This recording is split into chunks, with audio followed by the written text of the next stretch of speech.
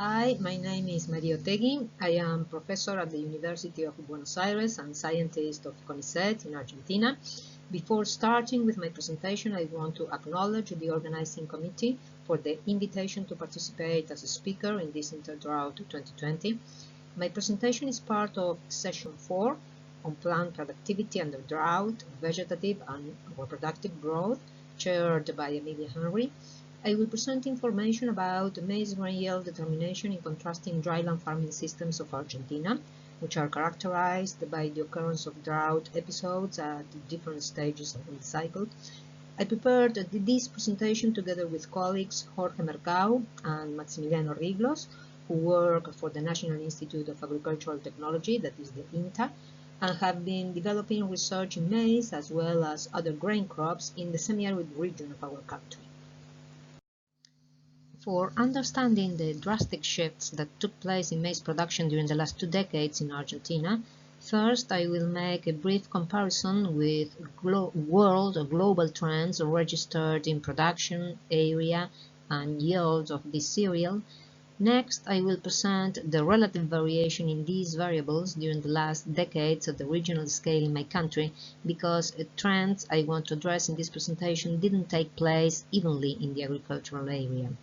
Then I will continue with the global effects of the main management practice that modifies maize performance from the point of view of water deficit, that is sowing date.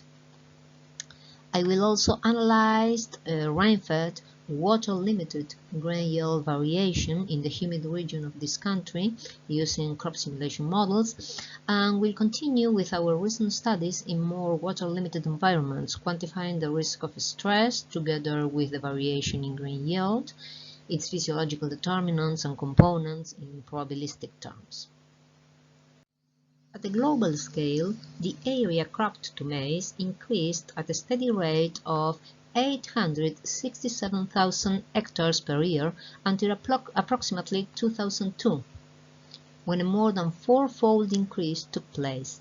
This shift in area was the only responsible of the almost identical trend observed in production, because grain yield increase didn't change markedly and held on increasing at a rate of 67 kilograms per hectare yearly during the whole evaluated period. Trends were slightly different in Argentina, where global production was very stable between 1960 and 1990, increased moderately between 1990 and 2010, and augmented sharply since then. In the first two periods, the decrease and stability registered in land crop to maize were compensated by the steady increase in grain yield, which progressed from 67 to 194 kilograms per hectare yearly. This progress can be attributed to the substitution of double and three-way hybrids by single crosses.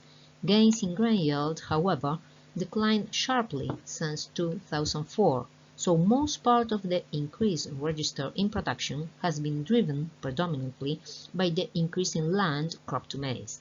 Let's analyze the described changes in land and yield. For estimating the relative variation in land crop to maize across the country, we took the average values of two subperiods around 2010.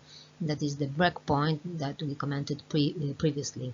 One subperiod was between 1990 and 2010, and the other between 2010 and 2018. The relative increase in production between these subperiods was 43%, and as already mentioned, it was predominantly explained by the increase registered in area under maize.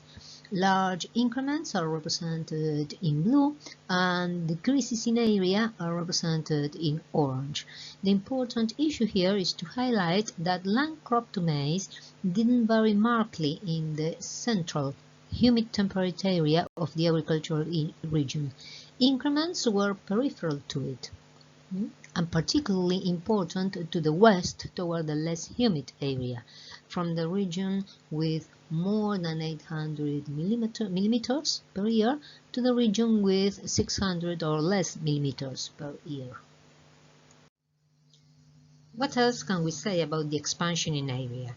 This is a very recent picture describing the distribution of the area under maize in Argentina. It corresponds to the 2017-18 growing season.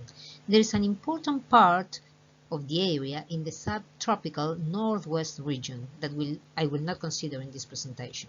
If we concentrate in the temperate region, and dark colors represent more area cropped to maize than light colors, it is important to underline that an important proportion is under what we call late-sown maize, also represented in dark colors in this right picture. Also important to underline, the central area of the temperate region doesn't follow the trend of an increased proportion of late sowing, and breeding programs of the main seed companies, socalled, Nidera, Syngenta, Dow, Pioneer are located there. Late sowing was not possible before the release of BT corn in 1996 due to the negative effects of pests. However, seed companies didn't promote a delay in sowing, even when there were evidences of benefits of this practice already in the year 2002. The adoption of late sowing was not evident until the 2008-9 growing season, when it started a steady increase up to 2013-14 and reached more than 50% of the area under maize. In the temperate humid region of Argentina, here represented by the pergamino site at 33 degrees south, maize can be sown from early in September to late in December. That is a 4-month period for sowing the crop. But along this period, the target sowing date for early maize is the month of September, that is early in spring, equivalent to March in the Northern Hemisphere, and the target sowing date for late maize is early in December. Early maize will be flowering near the summer solstice, and late maize will be flowering at the end of the summer. The green lines are ideal representations of the leaf area index of each alternative. In other words, a farmer in the central temperate region of Argentina can have 2 maize crops growing simultaneously in the field, as a farmer in Canada or Minnesota can grow spring wheat and maize. For places in the U.S. Midwest, where farmers can start sowing maize early in spring, like Kansas, the expected evolution of leaf area would be something in the middle, like this purple line. But early frosts don't allow for maize to be sown as late as June and have grains to harvest. Relative maturities used in each of these environments are also very different. For instance, 90 in Canada and Minnesota, 110 in Kansas, and 120 in Argentina. But not for early and late sown maize. Farmers will use the same relative maturity. Harvest of the early sown maize can take place early in March. At that time, the late sown fields will be in the middle of active grain filling and look green, as in this picture taken in our experiments at the pergamino site. Important differences between early and late sown maize crops in this region are related to cycle development and the water balance of each crop. Early maize has an extended prosilking period of approximately 80–90 days due to cool temperatures in spring, and its reproductive periods take place under high irradiance offer along summer. Therefore, highest grain yields are expected with early maize under irrigation. However, most part of the Argentine production is under rainfed farming. Consequently, early sown crops are usually exposed to some degree of water deficit along the cycle, particularly during the reproductive periods and especially along grain filling. The opposite is valid for late sown maize. It has a short vegetative period and a comparatively long reproductive stage, which takes place under declining irradiance levels and evaporative demands. Consequently, its reproductive stages are seldom exposed to water shortages. Interestingly, the massive adoption of late sowing in maize started after the 2008-2009 growing season, when Argentina experienced one of the most severe droughts of the last decades, linked to the occurrence of two consecutive La Niña phases of the ENSO phenomenon. So, what are grain yield predictions for rain-fed maize under contrasting sowing dates? The group that developed the Global Yield Gap Atlas that can be accessed and consulted in this link estimated these figures for Argentina, which range between 8.1 and 13.2 tons per hectare for the central temperate region and include different sowing dates depending on the evaluated site. The dark portion of each circle represents actual mean grain yield achieved by farmers, which is very similar to mean values obtained for the 2008-2016 period from official records and is represented in this map. For instance, mean rain-fed grain yield of the Pergamino department is 8.9 tons per hectare. That represents 77% of the predicted 11.6 tons per hectare for a 25 September sowing at Pergamino, which is still the predominant sowing date in that area. Differences with respect to the rain-fed potential are more important to the west of the region. In the sub-humid area, for instance, 10 tons per hectare are expected in this location, called General Pico, with a 20 September sowing, where farmers usually obtain slightly more than 50% of such value. Large overestimations are probably linked to an overestimation of initial soil water, which I will address in a few minutes. And what happens when we consider late sowings in the same region? As I already mentioned, we first evaluated the strategies related to delayed sowing date in 2002, 6 years after the release of BT corn to the market. We upgraded our analysis in 2014. Main conclusions from our study in the humid temperate area and considering soils at field capacity at sowing, which is an acceptable assumption for late sowings in this area, were first that in 80% of the years, farmers could obtain grain yields above 9 tons per hectare for rain-fed maize sown up to 20 December, and that reductions in grain yield could be expected for later sowings. These reductions were more pronounced for locations to the west and to the south of the region due to the anticipated frost in autumn than for locations to the north of the region. Considering the 10th December sowing date and soil at field capacity, expected grain yields under rain-fed farming, here represented by the late-sown maize alternative, had almost no difference with respect to potential conditions under no water deficit. The same is valid for all the locations. But grain yields could be markedly reduced for crops grown on soils that were not at field capacity at sowing, represented by these two other alternatives. Such conditions may happen, for example, when farmers opt for double cropping and maize is sown with only, for example, 30% of crop available soil water in all the profile. This scenario represents an important penalization to grain yield in all the evaluated environments. The described grain yield penalization promoted by the reduction in stored soil water at sowing is linked to the decrease registered in kernel numbers promoted by negative effects of water deficit on vegetative growth that affect leaf expansion and light interception efficiency. Alternatively, sowing date can be furtherly delayed in order to allow at least a partial recovery in the amount of stored soil water, but such a strategy is usually linked to reductions in individual kernel weight that affect the grain yield negatively and are due to unfavorable photothermal conditions for grain filling late in autumn, particularly to the south of the region.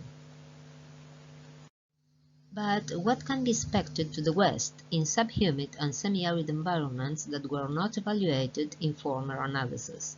In recent years, we added these environments to our studies, like these two sites indicated in full red in the image, where we perform field experiments for supporting our modeling approach.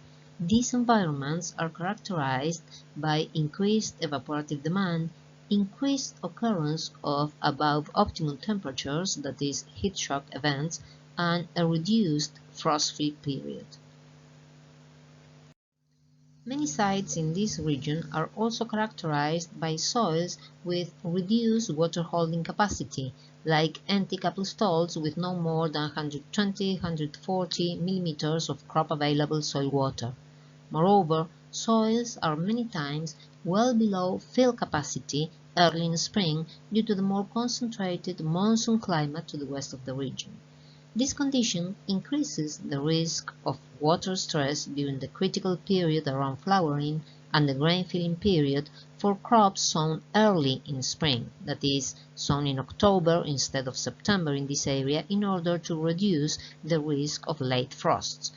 As quantified in this research, the risk of stress is much more alleviated for late-sown crops, those sown in December, for which there were only 3 years in the 55-year series that register soil water content below the permanent wilting point. Even for soils at fill capacity at sowing, described trends between regions and sowing dates are captured by the water stress index of crop simulation models, here represented as the average value of the whole evaluated period in each of the 41 analyzed years. The index represents the risk of water stress during the critical period for kernel set, red lines, and the grain filling period, orange lines. For the grain filling period, it can be clearly observed that the probability of crops to experience a high stress increases in early respect to late sowings in both humid and semi-arid areas. It is important to alert about the improbable situation of soils at fill capacity for October sowings in the semi-arid environment, a condition that should increase the corresponding risk of stress. Our field experiments combine 3 sites, humid, subhumid, and semi-arid, with 2 sowing dates, early and late, during 2 growing seasons. The first one, in 2016-17, was characterized as a mild drought, and it was followed by a severe drought during 2017-18, that is similar to the consecutive phases that took place in 2007 and 2008, and I commented previously. Actually, the experiment at Pergamino, in the humid area, received some supplementary irrigation during the second experiment. As expected, grain yields decreased from the humid east to the dry west. About sowing date effects, delayed sowing yielded more than the early sowing in the mild drought of the first experiment in all sites, but produced no difference under the severe water deficit of the second growing season. How did the crops reach the described grain yields? Well, with only one exception, this one, the second experiment in the subhumid environment, total biomass production was always larger in late than in early sowings in all the other environments. But in the driest year, that is this one, second experiment, this response was compensated by the declining harvest index observed at the humid and the semi-arid environments.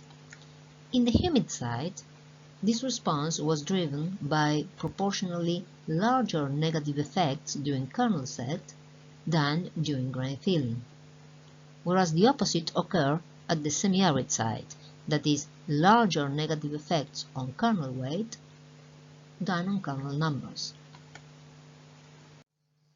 When projected along a 41-year series and considering the restrictions of each environment related to the frost-free period and the most frequent soil water content at that time, we can observe that the benefits of late sowings for rain-fed maize in the humid region could be extended to the dry environments, with early sowings in red and late sowings in green. Grain yields larger than 10 tons per hectare can be obtained in 60% of the years with late sowings, whereas grain yields drop to 8 tons per hectare in 60% of the years for early plantings. Grain yield values and the probabilities are very similar for the subhumid region, and drop to 6, almost 6, and 4 tons per hectare for the semi-arid site, but always supporting the benefit of delayed sowing. This common response of grain yields under delayed sowing, however, didn't recognize a unique phenotype from the point of view of grain yield components, that is, kernel numbers and individual kernel weight. When considering kernel numbers, we can observe that this grain yield component tended to be larger in late sowings of the dry environments, particularly at low kernel numbers, but not in the humid environment. At this site, kernel numbers were almost always larger in the early sowings. The opposite occurs with kernel weight. The largest benefit of delayed sowing on this trait corresponded to the humid environment. The positive trend persists, but with a smaller difference in the subhumid site, and it almost disappears in the semi-arid site. Well, summarizing the responses, and starting in the humid environment on the east of the region, where typical arid soils of more than 2 meter depth and large water storage capacity predominate, we can say that late sowings of early December have shorter vegetative periods than early sowings of September, a trend that is partially compensated by a longer grain filling duration of the former respect to the latter. This difference in the vegetative period duration have almost no effect on maximum leaf area index, and consequently on maximum light interception efficiency reached at silking. In most years, the number of kernels per square meter is larger in early than in late sowings, as I have just commented in the previous slide, but this trend is overcompensated by the larger kernel weights registered in late sowings respect to the early ones. These trends in grain yield components promote larger final grain yield and total shoot biomass in late than in early sowings in this region. When we move to the west, into the sub-humid area, soils are also deep and with large water holding capacity, but usually don't reach fill capacity in the whole profile early in spring. Consequently, this condition may affect leaf expansion in the dry years, and kernel set is usually smaller in early than in late sowings. Kernel weight determination is always favored in late sowings, and the responses of both grain yield components have the concomitant benefits in final grain yield and biomass production. Further west, into the semi-arid region, soils are less developed, have a reduced water holding capacity, and usually don't reach fill capacity early in spring. Therefore, vegetative growth is usually affected in early sowings, and many times crops don't reach the critical leaf area index, with negative consequences in light interception efficiency. The critical period of early sowings usually takes place under non-favorable water conditions, affecting their final kernel number. Delayed sowing usually represents a benefit on kernel set, but early frosts may not allow to reach larger kernel weights in this environment as observed in the more humid ones. Consequently, the benefits of late sowings on maize grain yields in this region are expected to be less pronounced than in the other two environments. And to finish with this presentation, I just want to add that the benefits of late maize sowings in the temperate region of Argentina are well supported by experimental data.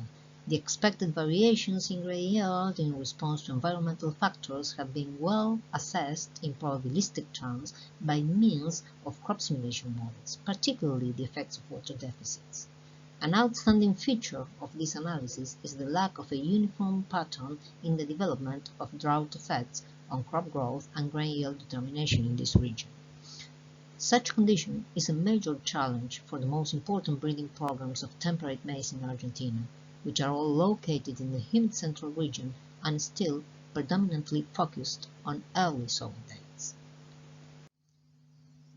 Finally, I just want to thank you very much for your interest and attention, and please contact us if you have any questions.